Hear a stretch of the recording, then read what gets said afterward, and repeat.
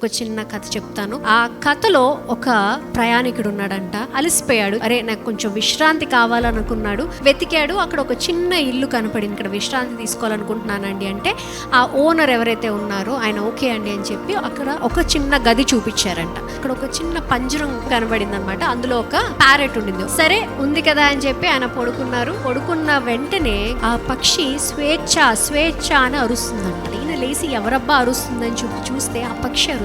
ఆ పక్షిని చూసి జాలి పడ్డాడంట. ఇది పక్షిని ఇలాగా పంజరంలో వేసి పెట్టేశారు, దాన్ని విడుదల పరుద్దాము అని చెప్పి ఆ పంజరాన్ని తీసుకెళ్లి అడవిలో ఓపెన్ చేశారంట. గేట్ ఇదిగో వెళ్ళిపోను ఇంకా ఫ్రీ అని చెప్పేసి అన్నాడంట. కానీ ఆ పక్షి కదలలేదు. ఆ పంజరంలోనే అతుక్కొని కూర్చుందంట. ఆ పంజరం ద్వారం తెరిసే ఉంది, కానీ ఆ పక్షి ఇంకా ఆ పంజరంలో బందీ అయిపోయే ఉంది.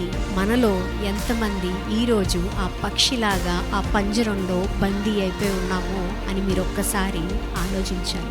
దేవుడు అక్కడ ఆ ద్వారం తెరిచి ఎగిరిపో అని చెప్పినా సరే మనము ఎగరడానికి భయపడుతూ ఉంటామంట. ఇన్నిసార్లు తెరుచుకొని రామ్మ నువ్వు బయటికి రా, రా నాయన నువ్వు బయటికి రా అన్నా సరే మనం అదే పంజరంలో మళ్ళీ వెళ్ళిపోతూ ఉంటామంట. Why is this miracle not happening in my life? God is seeing you that you are stuck to that cage. How can he give you that miracle in your life? ఈ రోజు దేవుడు మళ్ళీ మీకు గుర్తు చేస్తున్నారు. ఆ పంజరం నుంచి వస్తే మీ జీవితంలో కూడా ఆశ్చర్య కార్యాలు జరుగుతాయి. ఆమేన్.